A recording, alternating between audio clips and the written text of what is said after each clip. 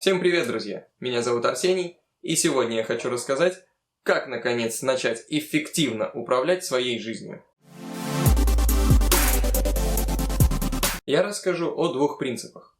Первый называется «точка зрения», и он заключается в том, чтобы научиться контролировать то, как мы смотрим на вещи. То есть, я, например, с самого детства ненавидел холод. И все, что с этим связано: снег, дождь, слякоть, зиму, осень и так далее, и так далее. А в Москве, надо понимать, такая погода практически 9 месяцев, и большую часть года я пребывал в депрессии просто потому, что была плохая погода.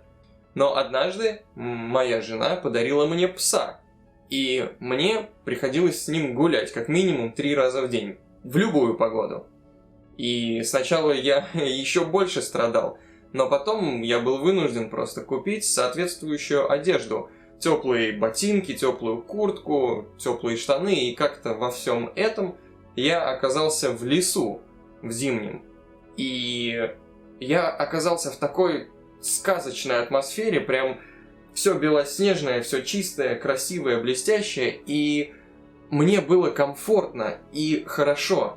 И для меня это было прям откровение. Я такой стоял и думал: вау, серьезно, нифига себе, можно было все это время получать удовольствие от зимы. И тогда я осознал, что не погода, а я сам причинял себе столько страданий все эти годы. Я оправдывал свое плохое настроение факторами, такими как погода, которые от меня вообще не зависят.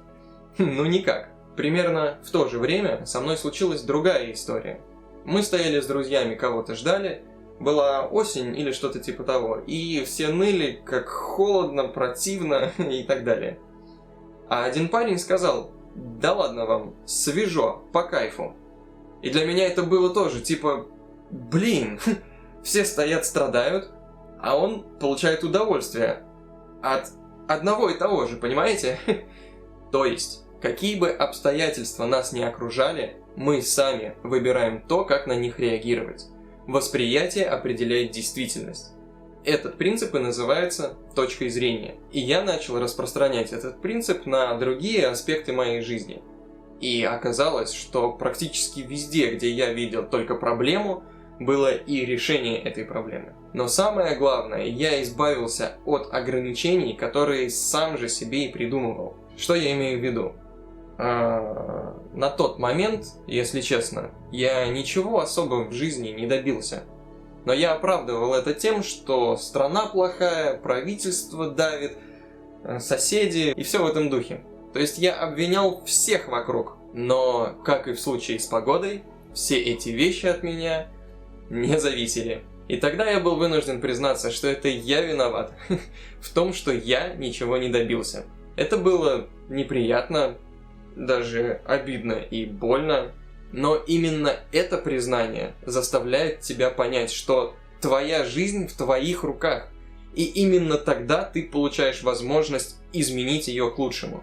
И второй принцип называется «круг влияния».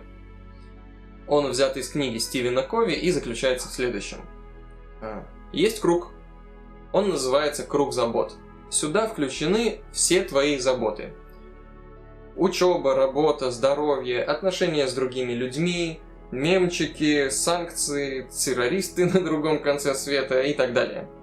Все, о чем ты думаешь и на что тратишь свое время и энергию, заключено в этом круге. Внутри него есть другой круг, поменьше. Он называется круг влияния. Это те вещи, на которые ты непосредственно можешь повлиять. В современном обществе большинство людей растрачивают свою энергию на круг забот, на те вещи, на которые они повлиять не могут. И это забавно иногда наблюдать, как, например, бабушки у подъезда сидят и обсуждают глобальную геополитику. Узнаешь себя? Я узнаю, потому что я был таким, и я помню, как я обсуждал все эти вещи. Но еще раз пойми, ты никак, а возможно и никогда не повлияешь на эти вещи. Зачем тратить на это время? Тем более, чем больше энергии ты тратишь на круг забот, тем больше его содержимое управляет тобой.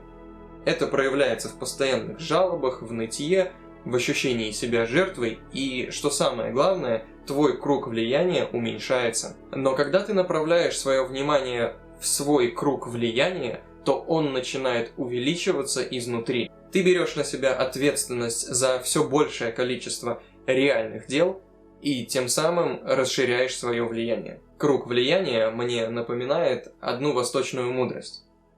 Если у тебя есть проблема, попробуй решить ее. А если ты не можешь этого сделать, то не делай из этого проблемы.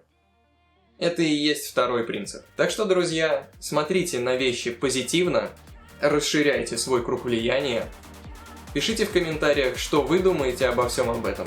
Жмите лайки, подписывайтесь на канал и всем мир!